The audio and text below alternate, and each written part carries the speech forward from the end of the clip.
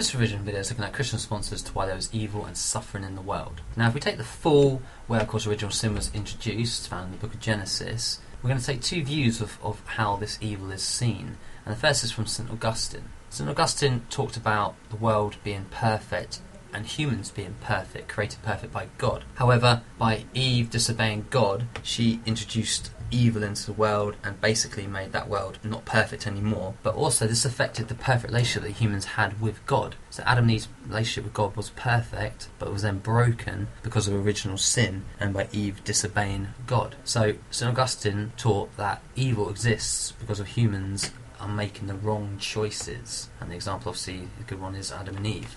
Now, Arrhenius looked at the fall and original sin in Genesis in a slightly different way. And he talked about the fact that humans were not created perfect. In fact, we need to develop and grow to perfection. So we have to spend our lives seeking out the ways to be perfect. And he talked about evil as a necessity. It's needed for us to understand good. He taught that evil teaches us lessons and actually works as a learning experience. And without it, we wouldn't know what was good. We wouldn't know the difference between good and bad. Now, this idea, unfortunately, doesn't really explain suffering, especially when you see suffering of terminally ill people or even young children, because that still leaves the question, why? What are they possibly going to learn from this experience? If you're ill and you die, what do you learn out of that? If you're a baby and not really capable of learning at that stage of your life, what are you going to learn? And for some Christians, this is where they look at evil as a test. So basically, evil is in the world to test us. What is it testing? Well, it's testing your faith in God, but it's also testing your loyalty to God and also your trust in God. Look at life as a test, and of course the outcome of that test is pass or fail. If you pass, then obviously the reward is there. It's heaven, it's the afterlife, eternal life with God. But of course, if you fail the test, then the result will be obviously eternity away from God or absent from God, which some would look at as hell. Some Christians would use the story of Job here to really help explain this idea of suffering and what it means and the purpose of it. Now, the story of Job basically goes, God was meeting with his angels and the devil made a bet that he could get Job to curse the name of God, to turn away from God. So God said, fine, do what you want, just don't kill him. And the devil set about and he basically made Job's life a bit of a nightmare. Why Job? Well, Job was a good man. He was an honest man. He feared and loved the Lord.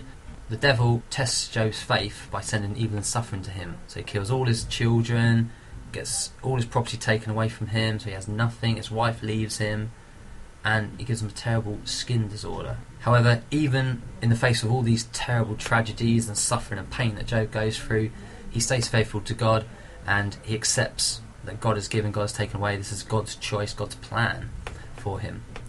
And with that, God rewards Job because he stayed faithful to him. And obviously a good quote you can add in here obviously is from 1 Corinthians, looking at the idea that God will not let you be tested beyond what you can bear. So Job stayed strong because he knew that for whatever reason God had decided this was going to happen, and he knew that Job could get through it, he could deal with it. Now, another concept Christians will use to explain evil and suffering in the world is the idea of free will. What's free will? Well, that's the freedom that God has given us to make our own choices. So basically we can choose between right and wrong, we can choose between good and evil.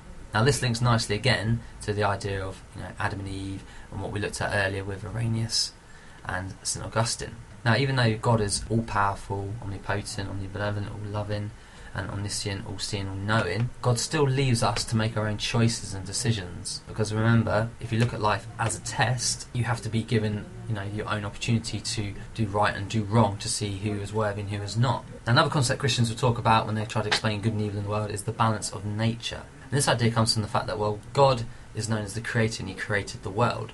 And the world is finely balanced. The laws of nature determine everything. So obviously good and bad things happen. So this would explain things like natural evil, that is things like earthquakes, tsunamis, volcano eruptions, things like that. A good example to kind of explain this and to use is the idea of a flood. A flood might kill people, but that same flood will fertilise the land, which will actually feed people. So it's the balance of nature. So in some ways it's bad, but other ways it's good. The idea behind this is that God set things in motion and he leaves them to take their course. So God takes a step back and just leaves it to be, to see how people deal with these types of evil.